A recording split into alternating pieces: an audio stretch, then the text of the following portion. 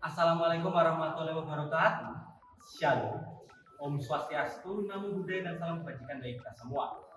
Yang terhormat Bapak Bagus Rahmanda SHMH sebagai dosen pengampu mata kuliah hukum perusahaan kelas N. Perkenalkan, kami dari kelompok 1 yang terdiri dari saya Samuel Hans dengan NIM akhir 365. Dengan saya Indonesia Felicia dengan NIM akhir 650. Dengan saya Indah Dibulasi David dengan NIM akhir 201. Dengan saya Praken Sastri dengan NIM akhir 211. Dan saya Muhammad Aifalia dengan NIM akhir 641. Kami akan mempresentasikan terkait pengantar hukum perusahaan.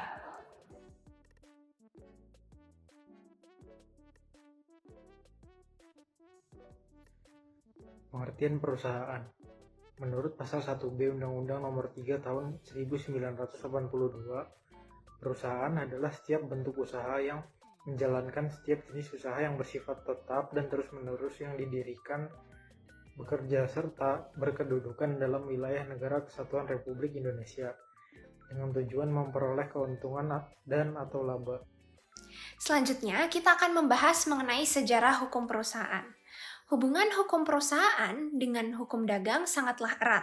Sejarah hukum perusahaan di Indonesia sangat erat pula dengan adanya sejarah hukum dagang yang berakar dari hukum dagang Belanda, Prancis, dan juga hukum Romawi, yaitu Corpus Iuris Civilis. Corpus Iuris Civilis terdiri dari 4 bagian: institusional atau lembaga, pandekta, asas dan adigium hukum, kodeks pasal-pasal hukum, serta novelet atau cerita. Perkembangan hukum dagang di Eropa.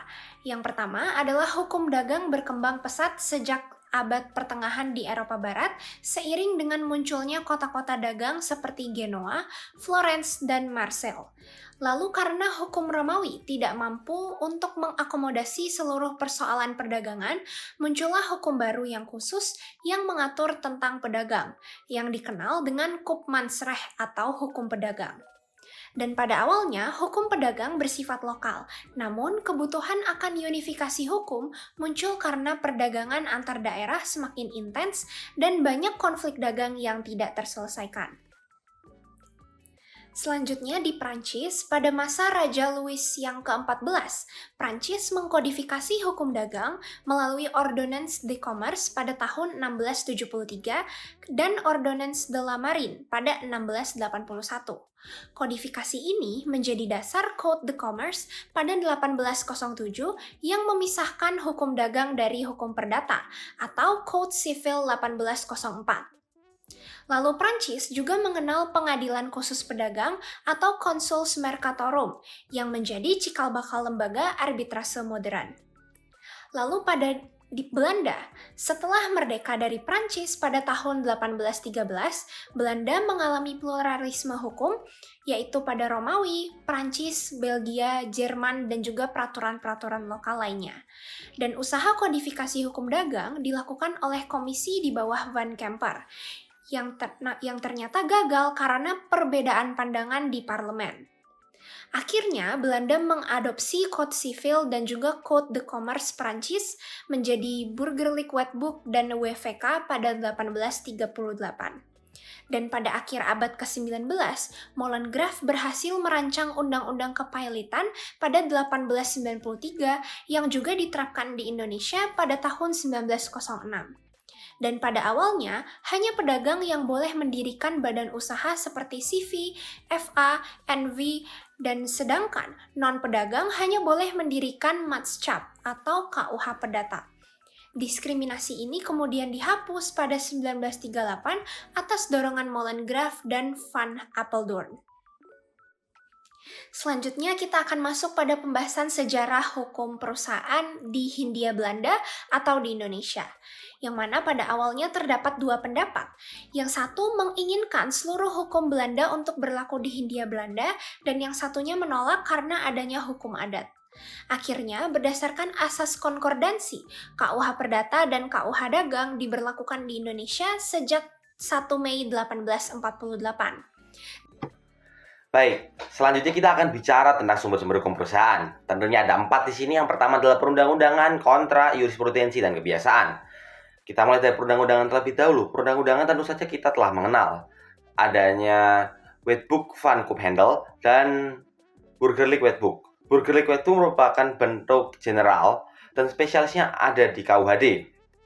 Nah, selain KUH-PER dan KUHD, kita masih memiliki undang-undang lain, misalnya undang-undang tentang hak cipta, tentang merek, tentang paten, dan masih banyak lagi yang berkaitan dengan perusahaan itu sendiri. Kemudian kita akan bicara terkait kontrak.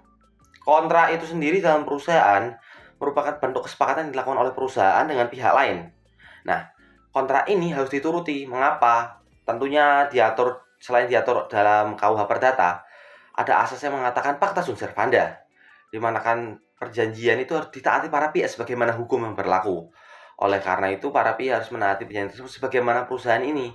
Dia harus menurutinya sehingga secara tidak langsung ini menjadi hukum atau sumber hukum yang harus ditaati oleh perusahaan tersebut.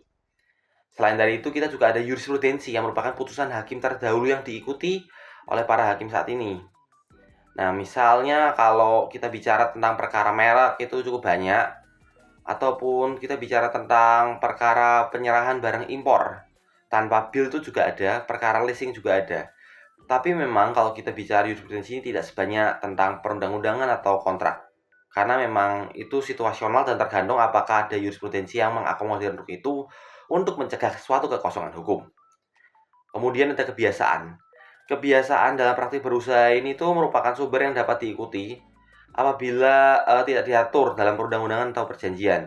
Misalnya kebiasaan secara umum yang diikuti adalah misal asas fiduciaridati, misal asas kebebasan berkontrak, misal asas pacta sunt servanda, dan masih banyak lagi yang terkait dengan hukum perusahaan yang harus diikuti oleh para pengusaha. Bertitik tolak dari definisi hukum perusahaan, maka lingkup pembahasan hukum perusahaan meliputi 3 hal pokok, yakni bentuk usaha, kegiatan usaha, dan jenis usaha. Yang pertama, bentuk usaha. Bentuk usaha adalah organisasi usaha dan badan usaha yang menjadi wadah penggerak setiap jenis kegiatan usaha. Inilah yang disebut bentuk hukum perusahaan. Sifat dari hukum perusahaan yaitu perseorangan, persekutuan, dan badan hukum. Bentuk badan hukum perusahaan, persekutuan, dan badan hukum sudah diatur dengan undang-undang. Sedangkan untuk firma dan persekutuan komanditer atau CV diatur dalam KUHD. Perseroan terbatas atau PT diatur dalam Undang-Undang Nomor 40 Tahun 2007 tentang perseroan terbatas. Untuk koperasi perusahaan umum atau perum dan perusahaan perseroan atau persero diatur dalam Undang-Undang Nomor 9 Tahun 1969. Firma dan persekutuan komanditer CV adalah perusahaan yang tidak badan hukum, sedangkan perseroan terbatas PT, koperasi, adalah perusahaan yang berbadan hukum. Dalam hal ini, badan hukum milik swasta atau yang disebut BUMS. Untuk perusahaan umum atau perum dan perusahaan perseroan atau persero adalah perusahaan badan hukum. Dalam hal ini, badan usaha milik negara atau BUMN. Selanjutnya ada kegiatan usaha. Nah, kegiatan usaha ini itu berbagai jenis usaha di bidang perekonomian oleh pengusaha untuk mendapatkan keuntungan yang meliputi bidang perindustrian, perdagangan, perjasaan, dan keuangan atau pembiayaan.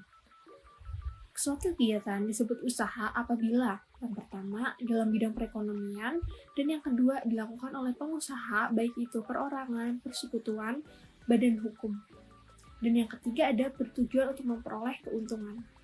Nah, yang terakhir ada jenis usaha. Jenis usaha merupakan kegiatan yang meliputi bidang perindustrian, perdagangan, pertanian, dan lain-lain.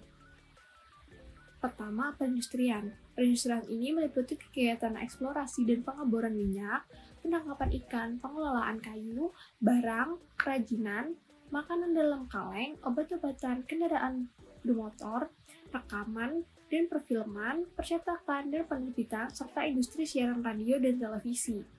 Yang kedua ada perdagangan. Perdagangan meliputi kegiatan antara lain jual beli retailer, ekspor, impor, bursa efek, restoran, toko swalayan, sewa menyewa, dan sebagainya. Ada juga pertanian, yaitu bidang usaha yang berkaitan dengan tanah atau bumi, serta air. Antara lain meliputi agrobisnis, budidaya tanaman, budidaya ikan, dan sebagainya. Yang keempat ada ekstraktif. Ekstraktif ini tuh usaha untuk mengumpulkan apa yang sudah disediakan alam. Antara lain pengumpulan mutiara, pengerukan pasir, pengumpulan batu, dan lain-lain. Yang kelima ada bidang jasa, yaitu meliputi kegiatan antara lain transportasi, perbankan, perbengkelan, tata busana, konsultan, dan lain-lain.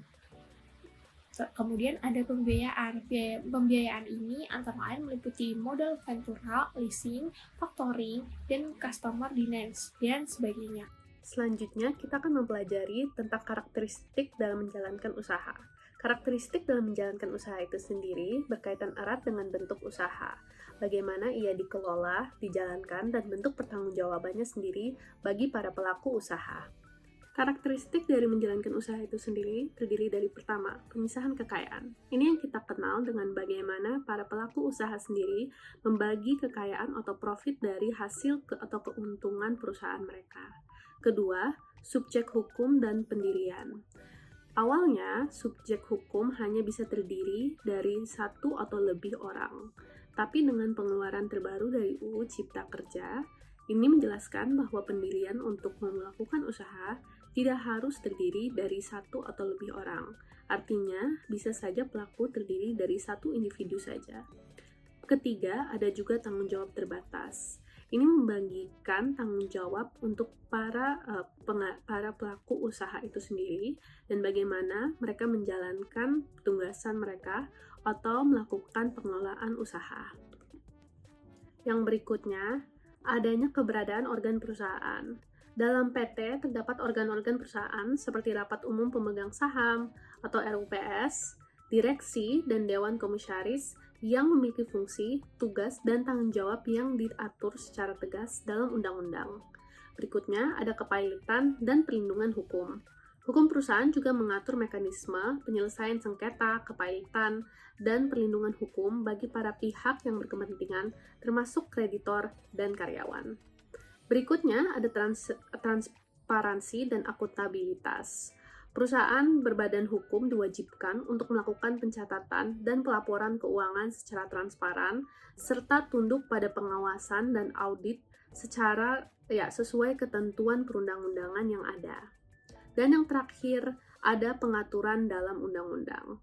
Setiap badan usaha, baik berbadan hukum maupun bukan badan hukum, memiliki karakteristik dan aturan hukum yang berbeda, mulai dari tata cara pendirian, pengelolaan, hingga pembubarannya sendiri. Jadi sangat dipentingkan untuk tiap-tiap pelaku usaha memperhatikan di mana pengaturan mereka, bentuk usaha mereka dalam undang-undang. Baik, sekian presentasi dari kami. Kami ucapkan terima kasih. Wassalamualaikum warahmatullahi wabarakatuh. Shalom, Om Santi Santi Santi Om, Namo Buddhaya, dan salam kebajikan bagi kita semua.